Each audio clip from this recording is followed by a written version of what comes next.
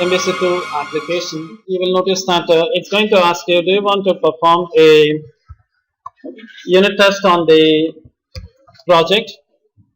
Because I'm not talking about unit testing, I'm going to say no, I don't want to create a unit test for the given project. You just click OK. And by default, when you start a project, that is MVC2 project, using the Visual Studio, it will create few of the folders for you. They are not really required. If you want, you can change them. And the folders have the usual names, that is the model, the view, and the controller. If you look at the others that are created over here, you are going to see that there is a script, and the script by default has the jQuery directly embedded inside it. So you have the jQuery for many things, including the jQuery validators are available. Apart from that, you also have the Microsoft Ajax JavaScripts that are automatically included with the project. And you also have some contents which are required for your web pages, and the contents are the CSS file that describes the styles that are kept separate from your pages.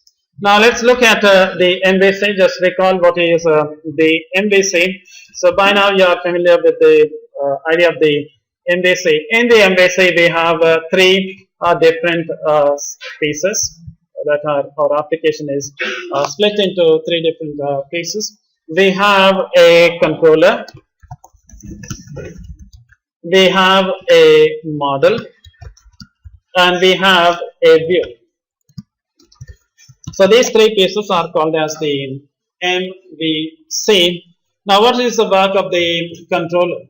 Whenever a client makes a request, whenever a client makes a request for a particular resource, for example, if they make a resource called as my company, let me put it as mycompany.com / products / some ID or something of this type. When they make a request to this, the request is first intercepted by the controller. The controller looks at the request and then selects the appropriate model that can process the given request. So there may be many models which are available, and it selects one of the model that is appropriate for the given scenario. So it selects that model, it passes the parameter that are passed to it to the model. So the model will receive the parameter that is passed to it. Model executes some business logic and then returns the result back to the controller. So the controller will receive the result. The controller will then select the appropriate view that is required to show the result to the user. So it selects one of the view, passes the result that is given by the model to this view, and the view renders that result, and then the results are sent to the user. So this is what is the MVC in simple words. So we have a controller whose responsibility is to select the appropriate model and the appropriate view.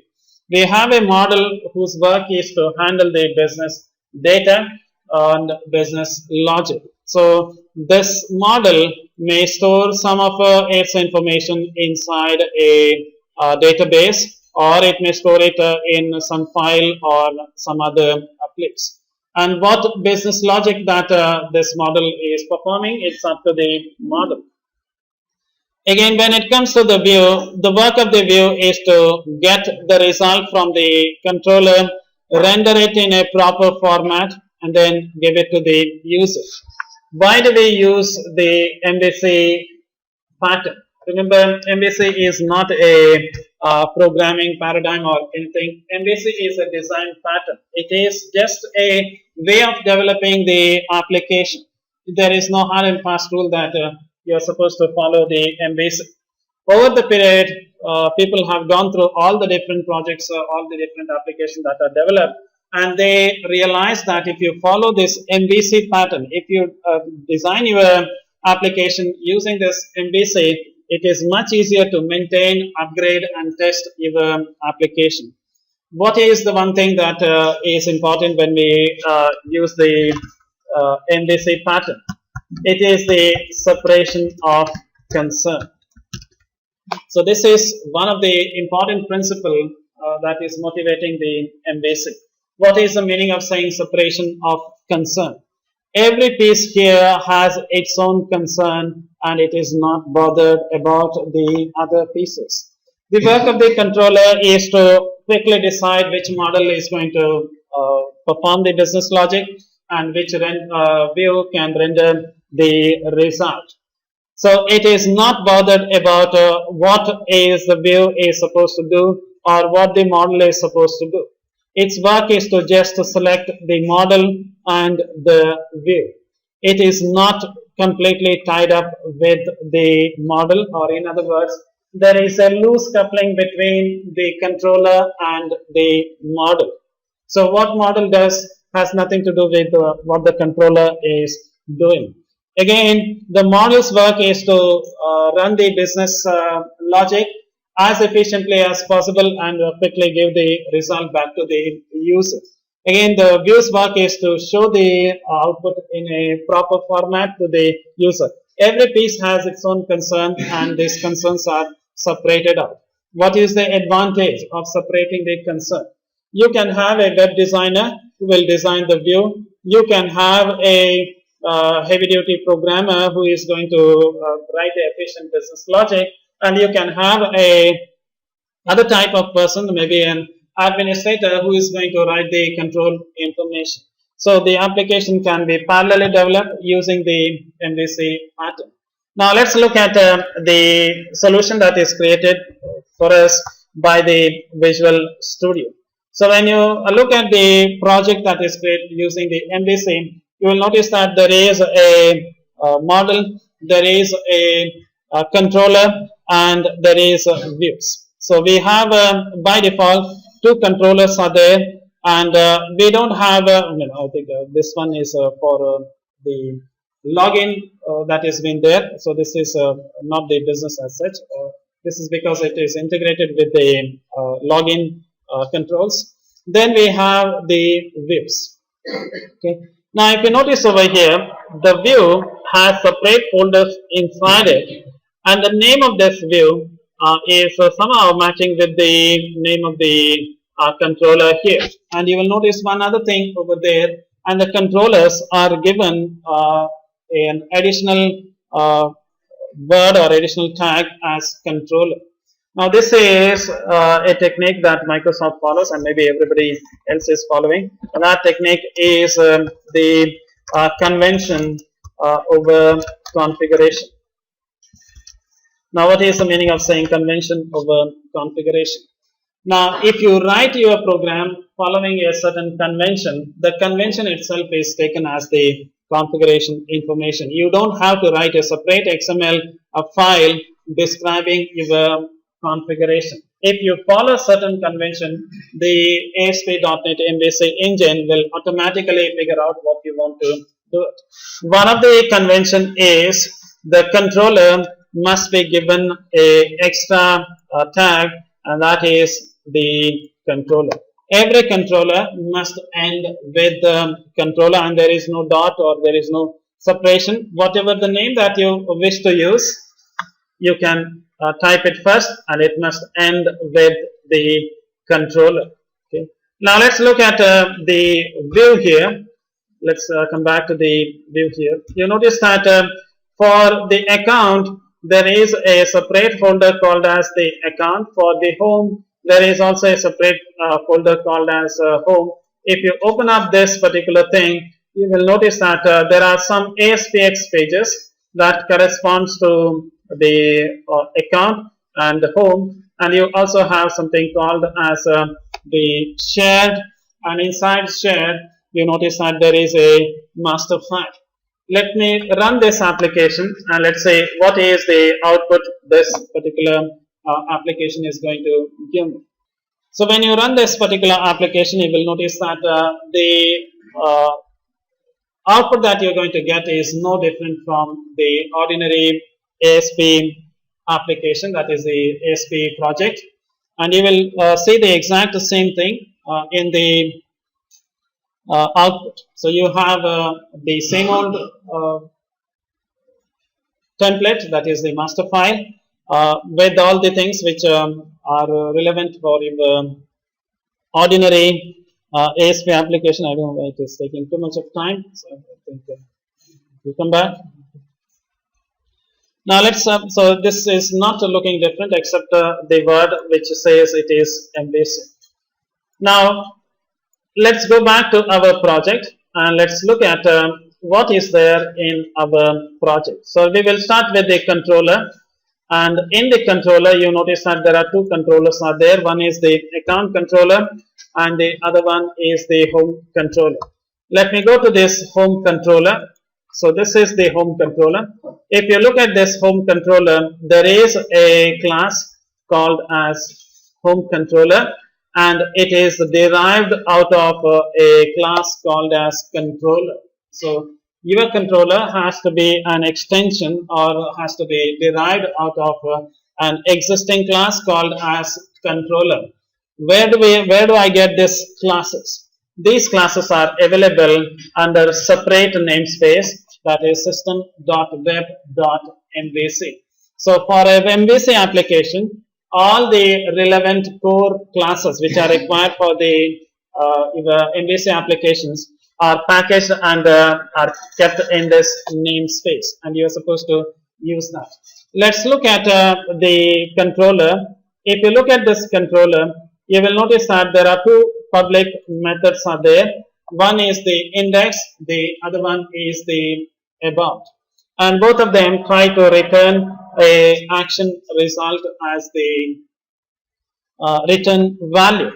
There is some information that is going on, so there are two public methods. Let me go over here and let me go to the project that I'm running, and I'm going to specify the name of the controller. And I've told you that by convention the controllers, when you create a class of the controller, the name has to be appended with the other word controller. So the name of this controller is not the home controller. That is by default when you say home, the convention is if you create a class for this the controller with the name home, you are supposed to append the word controller when you write the program. For the user, they don't have to do that. Suppose if I type the name of the controller, and you know very well, when the MVC, your request will be intercepted by the controller. So if I want my request to be intercepted by this particular controller, I'm going to say that I want this controller to activate my request. So I'm going to press enter. You will notice that I'm going to just put it here. You will notice that it is not going to make any difference to me. It's going to show the same old thing, but now it just says that this result that you are getting is from the home controller. Now there is this method called as index, and I'm going to type that name over here, and I'm going to say that I want to call the method index inside that particular controller. Now again, you will notice that when I press the enter, it is same as visiting that site. You will notice that there is hardly any difference that is visible there. Now I'm going to go over here and I'm going to say that I'm going to call the second method, and the name of the second method happens to be the about.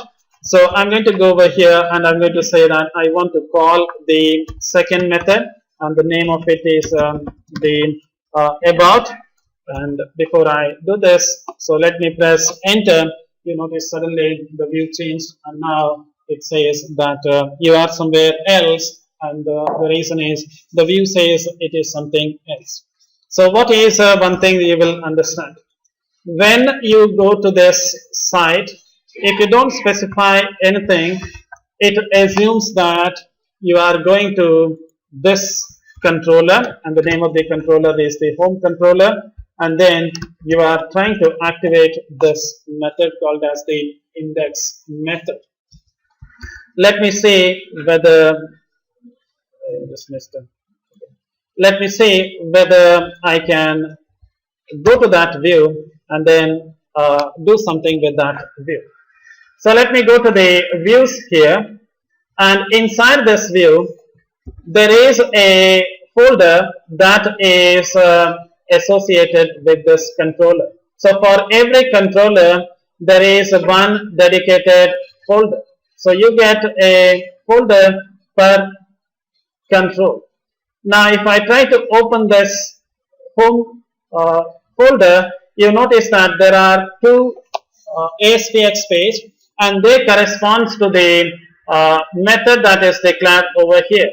Let me open up this index.aspx, and if I view this one here, you will notice if I try to go to the design view of it, you will notice that it looks exactly the same thing as that of the one that you are looking at here. You notice over here that it says something, this piece is created dynamically, but it says this particular thing. Let me go over here and let me put one extra text over here, and I'm going to say that you are in index view. So let me just type this one. I'm going to just save it. Now if I go here, it's not going to work. I have to compile it and then run it. So I'm going to just compile it. It's going to build it and then recreate the entire project for me. Once the project is created, I can think of going here, and if I go to this page now, and if I type the same old thing again, you will notice that it's going to say that you are in the index view. That means there is a convention that the MVC.NET is following, and the convention is you have the controller, and the controller must be given name followed by the name of the controller, and you have the methods. These methods are called as actions, and very important thing over here is, even though there are two methods are there, you will understand that the method that you write over here, which are public, can be automatically activated by the user. So let us look at the example here, and I'm going to copy this one here, and I'm going to make a copy of it, and I'm going to just call this one as my method. So I just just copied and pasted it. So there is a public method called as my method. I'm going to compile it and I'm going to run it now, and I'm going to activate that particular method. So I will go to the project over here, and in my project I'm going to go to the home controller, and I'm going to say within my home controller I want you to activate the my method. When I try to do this, you will notice that you get a error message saying that okay, you wanted to activate the my method, but it just says that I could not get the view for my method. So it just says that I couldn't get the view, and it says I have searched the home my method and I couldn't get it.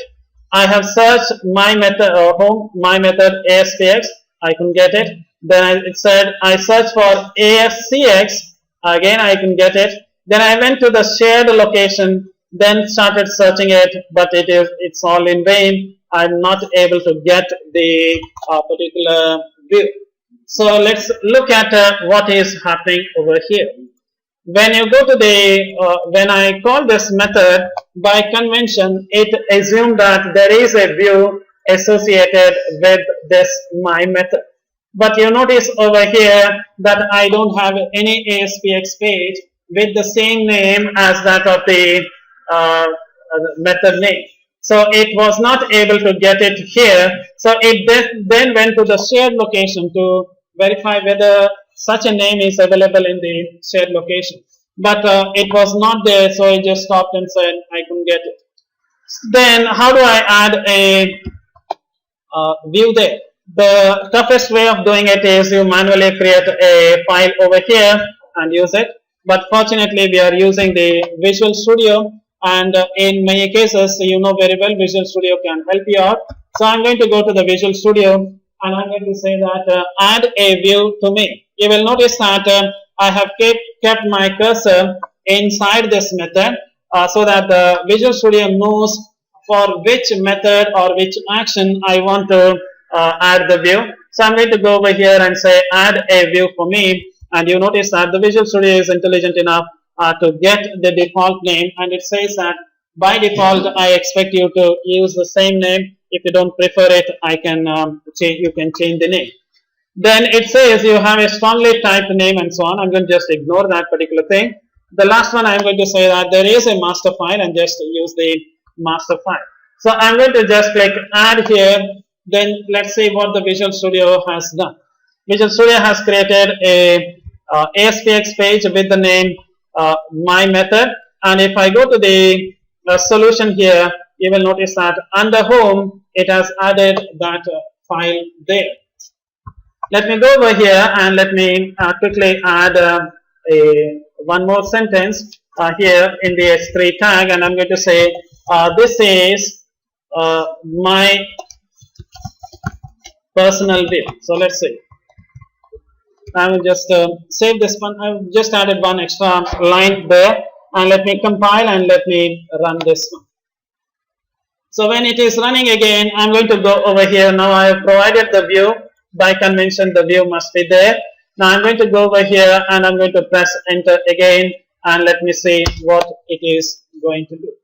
So you will notice now that the view is there, and it has automatically selected the view, and it is giving that view to me. So this is as simple as that. You just add the view, you add the controller, and how do I add the controller? So that's the next one. So let's look at adding our own controller. We are using the controller that is provided by the Visual Studio.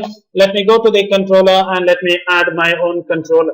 So I'm going to go over here and I'm going to right click on it, and I'm going to say add a controller for me. I'm using the help of the Visual Studio that it is giving me. So when I right click on the controller, it knows very well that I'm interested in adding a controller. I just click on the add controller, and you notice that by default it just says that you are supposed to append the word controller, and it has added that and it has selected only the name that you want to use it. I'm going to just say that this is my sample controller, and by convention you are supposed to use it. If you don't want to follow the convention, then you have to add a separate configuration file and tell the ASPX engine that something that is not ending with the controller or something that is ending with some other names are also the controller. So if you don't want to type a huge line of configuration, you just follow the convention.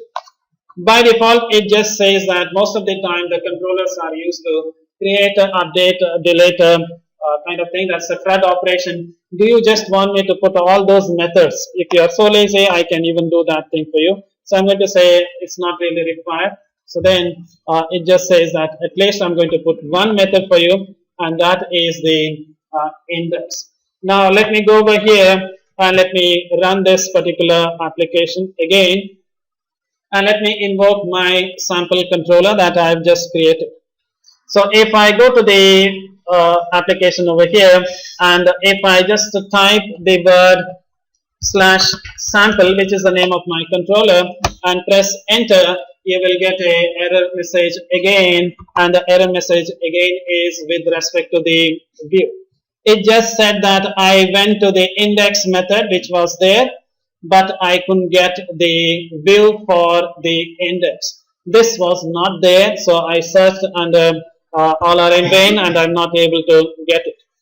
Let me go back and let me look at the views here, and you will notice that the Visual Studio has added only the control for me, but it has not added any views to me. So let me go back to my Visual Studio, and again I'm going to ask the Visual Studio. I'm keeping my cursor inside this method so that the Visual Studio understands for which method or for which action I'm supposed to add the view. I'm going to right click and I'm going to say add a view to me, and the Visual Studio says the name of your method on which you kept the cursor, was the index, and I expect by convention I expect you to put the same name. So I'm going to go over here and I'm going to say add. If you look at what it has done now, is it went ahead and it created a separate folder called as sample, and it has added a sample file for me, that is ASPX.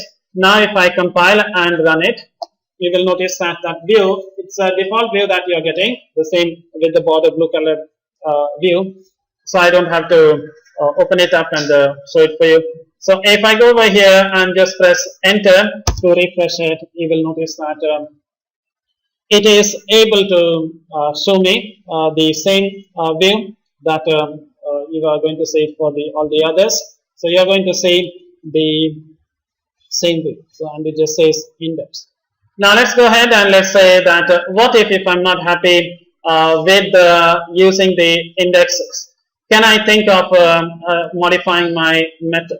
Let me go over here, and you know very well that the methods that you are trying to use must be a public method. So I'm going to just make a copy of it and I'm running it. So I'll just stop it and then say that, okay, I'm going to add a public method, and I'm going to say that this method is trying to return an action result. And I don't know anything about the action result, but I have learned something about the string. And I'm going to say that, okay, this method is going to return a string for me. And because I'm trying to return a string, I'm going to say that,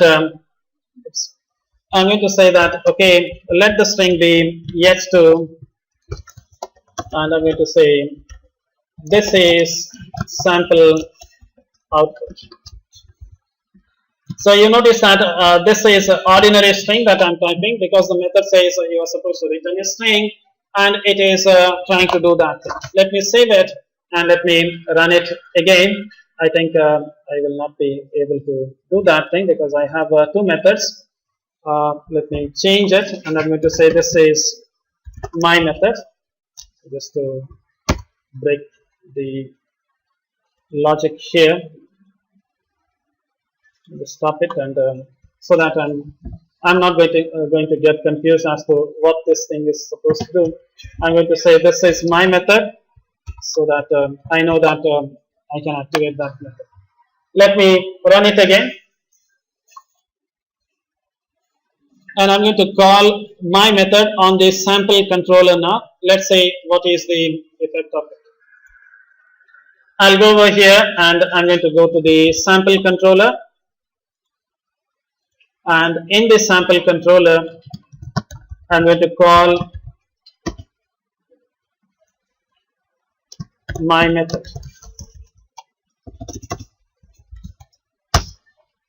You notice that it is straightforward, giving you the output. So what is the difference that I have made here?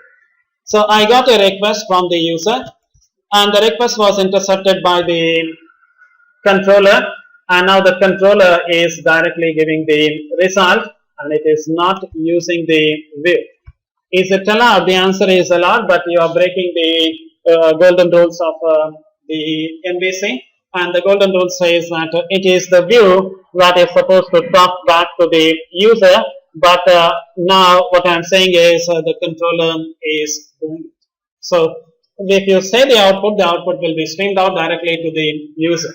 Now the question is, if this is just a method, can this method take a parameter? So let me say that, can I take a parameter called as name?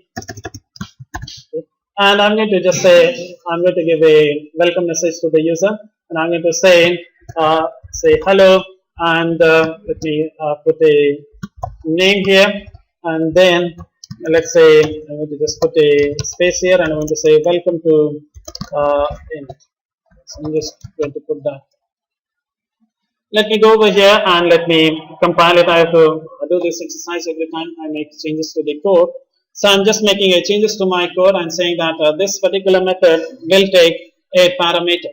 Now I take this parameter and then I try to call this same method, and this time you know very well how to pass the parameter to this method. I'm going to just put a question mark, and I'm saying that name equal to, let's say, some name. when you try to do it, you notice that the name has been replaced over here. That means it just works like a ordinary method. Okay. Let me take one more parameter and let me again I'm running it. Let me put it here and let me take one more parameter over here and I'm going to say int, say phone number. I'm going to say phone number. This is the parameter, and I'm going to just say your phone number is just. I'm just concatenating a few strings over here, and I'm going to say this is the phone number. Okay. So let me run it again, and let's say whether I'm able to supply the phone number again. So I'm trying to send, this time I'm supposed to send two parameters to it. So let me go over here and let me put the second parameter, and the second parameter I'm going to put here is ampersand phone number. I have to type it, okay, 1, 2, 3, 4, 5, 6. Something, just press enter and you notice that your phone number is whatever I have typed. So it's going to go fine, there is no difference. So it's just an ordinary method that you are trying to call. Just an ordinary method that you are trying to call. Now the next one is, what if I want to use the view and then use it? So I'm going to, again I'm running it. So I'll go here and then I'm going to copy this same method and I'm going to say that there is my method 2 and it just takes a string here, name. Now what if I want to pass this name to the view? I'm going to build a view and you know very well I can right click on it and ask the Visual Studio to build the view for me. Now I want to show this name that I'm taking in the view that is available here. So how do I pass that particular thing? The way in which you can do it is you can use a globally available property called as the view data. Now this view data, you are familiar with something called as a session in your ordinary ASP NET application, and you know very well the session is available everywhere. Now this view data will be, it's a property that is magically available at the view. So when I call the view, this view data will be available. By the way, what is a view data? View data is a dictionary that contains a key value pair.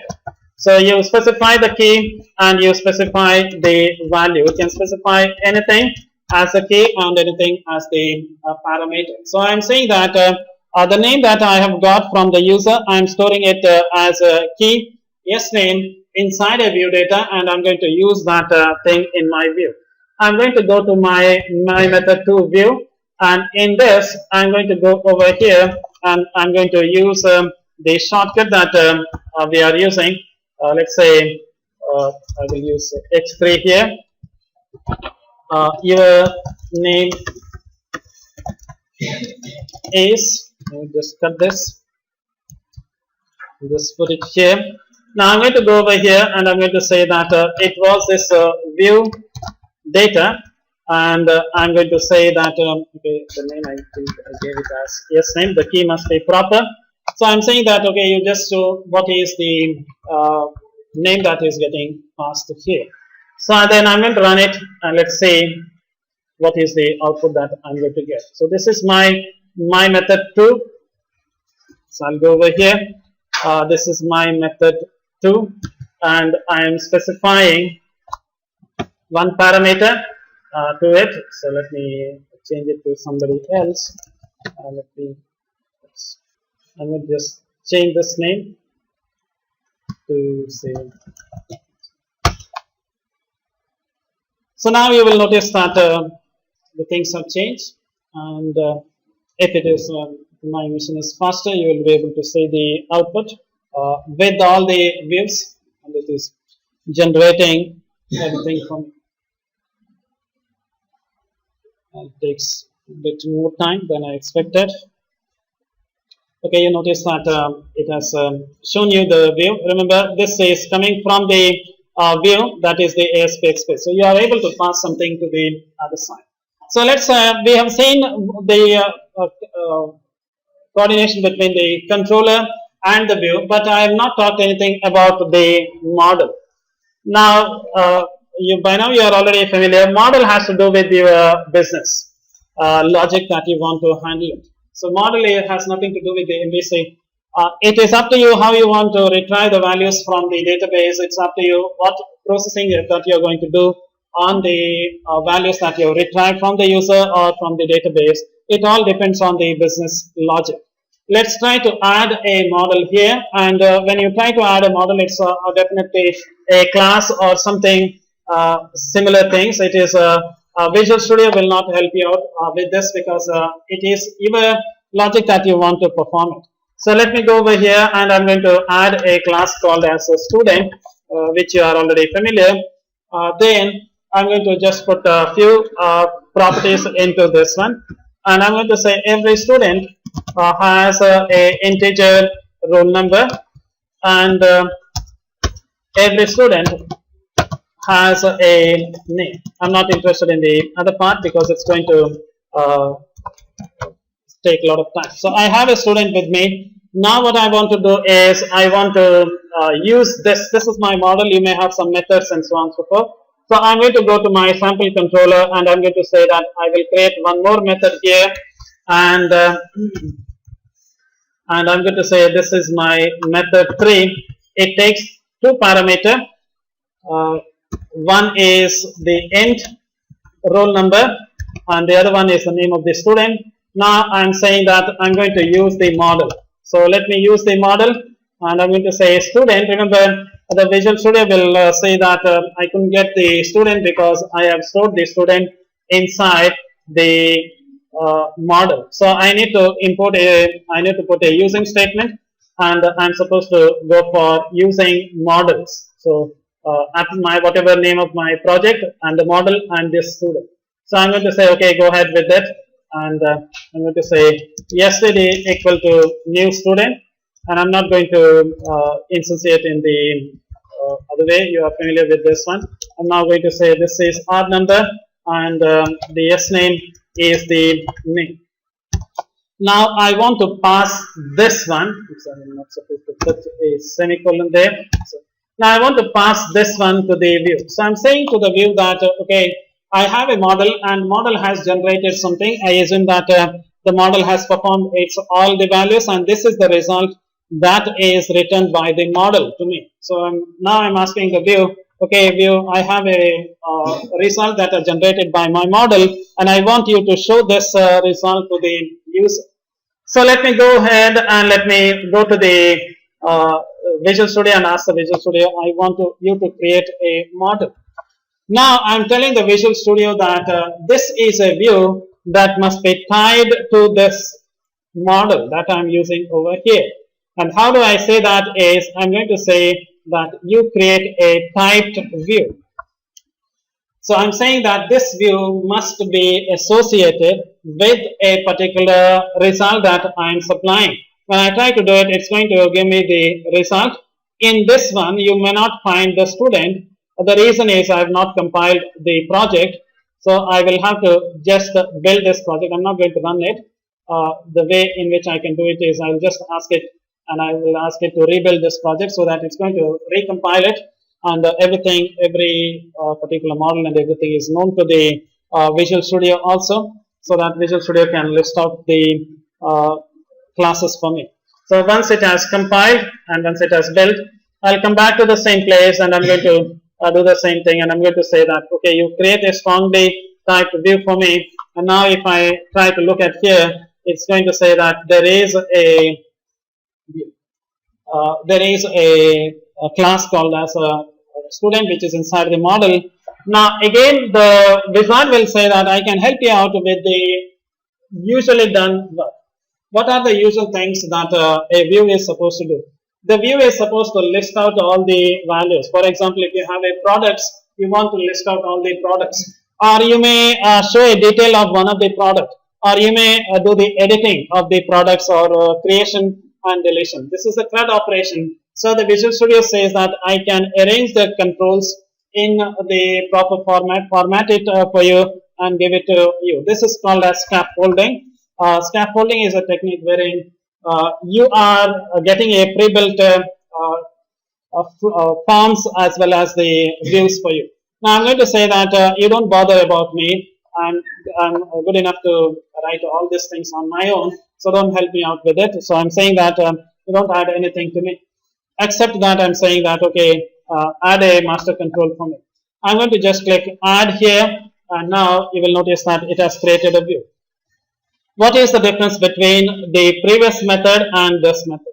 What is the difference that I get when I add, when I say it's a strongly typed view, and when I don't specify the strongly typed view? You notice that there is hardly any change, except that there is a small change in the top side over here, and then it says that it is inherits. You notice that it says that there is a page level tag that says that it inherits from a generic version of a view page. So this is view page of T, which is you know very well. View page of T is nothing but it's the generic version of the view page. So this view is a view page of student where the T is student. What is the difference between this and the ordinary one? In the ordinary one, if you notice over here, it says it is a T and the T is dynamic. In other words, the view says I don't know what type of model I'm going to receive, and at runtime I will try to decide what best I can do about it. Whereas here I'm saying that I'm giving you a model, just take that model and then try to dump it to the user. So let me go over here and let me do the same old thing. I assume that the students are there and the student values are going to come here. I'm going to go to this model because it is tied to the model, and I'm going to put a dot, and it says that I know that I can get a roll number because the roll number is now part of the student, and this particular view is inheriting out of the student. I know the structure of the student, and the structure of the student contains the model. Now I'm going to just put a break here, and I'm going to say again, I'm going to go to the model, and I'm going to tell the model that show me the name of the student and the yes name. You notice that everything is tightly, it is strongly typed, so the type of the data type is not known to it. Let me go to the controller here, and that is that controller. Let me go to the controller here, and let me see what I said, R number and name, and I'm going to run it with the method 3 to see what output I'm going to get. So when I try to run this one this time, I'm going to activate this method 3, and in this method 3, I'm supposed to give the 3 and R number equal to 1, 2, 3, 4, and I think I gave, let me go back to the, I forgot what second one is the name, so it's there, so second one is there. So I'm just saying that I'm passing 2 parameters to you, take it and show it to the user, and you notice over here that it has taken that value, so view has taken the value and it has used it. So this is the way in which you are integrating the model, the view, and the controller. Now the one question that is not been asked is, how does this thing work? How is that when you start typing something over here, whatever scrap you type over here, it is able to interpret it and it is able to map that thing to the particular controller. How does the ASP.NET MVC knows that what I type here has to be mapped to a, if I type a sample over here, how does it knows that this particular word has to be mapped to a particular controller? This is because there is something called as a routing engine that is part of the ASP.NET. You are familiar with the ordinary ASP MVC model. wherein you have the model, view, and controller, and you know the relationship between all of them. When it comes to the ASP.NET MVC, there is one other component that comes and sits in front of all of them. And this particular controller is the routing engine. So there is a routing engine whose work is to route the request to the appropriate controller. So whenever the routing engine receives a request, it checks the URL that is provided, and based on the URL, it selects the appropriate controller and it activates the controller. Now then, where is this routing engine? It's a part of the ASP.NET, and you don't have a control on where is it, but at least you have a control on how it is mapping or how it is routing the request. So let's say how the router or how does this routing engine maps your request. Let's go to the project again, and let's look at this project. We have the controller, we have the model, we have the scripts, and so on. And in the one of the class, I told you the significance of this global SX. There is a file global SX. Let me try to open this global SX. And in this global SX, you notice that there is this application underscore start. The application underscore start is the method that is called when your application is started for the first time. Remember, I'm not saying that when your page is requested for the first time. When somebody makes a request for your page has its own life cycle. I'm not talking about it. Your application as a whole also has its own life cycle. Your application will start, it will perform its work by showing many pages to the user, and finally it is brought down. So that's the life cycle of the application. And when the application starts for the first time, this method is called, and that is why it is called as the global. It works at the global level, not at the page level. Now here you see that there is something called as registration and so on, but we are not interested in this one, but we are interested in something called as the route. It says that register routes, and it is saying that there is a route for it. Try to register it. Let's look at what is this method register route. If you look at this method here, you notice that there is a separate method which is a static method called as register route. It takes a parameter called as route collection. The word by convention, you know that the collection means to say that there is more than one route which is possible. So you can have more than one route, and you can have the collection of routes. Let's look at what is there here. You notice that this is the parameter that is received by it, and here for this parameter they either have added ignore route or they have added the map route. So let's look at this map route, which is slightly complicated. So let's look at what is there inside it. In this side, remember this is just a method. So this route object has a method called as map route. So you are trying to call this method over here. So they try to call this method, and they have supplied a few parameters to this particular method. The first parameter they are trying to specify is the name of the route. The name could be anything that will describe the route. You can have a student route, staff route, and so on and so forth. You can specify any name for that. So that will be used up if at all you want to refer back to this particular route. You can use that name and ask the routing engine that I want to use that route, and just give the name of that route. The second thing it says is the URL parameters. So it says there is a URL parameter, and the parameters are written in the format controller, action, and ID. So this is the second part. Remember, this is the second parameter that it is trying to pass. This is the first parameter.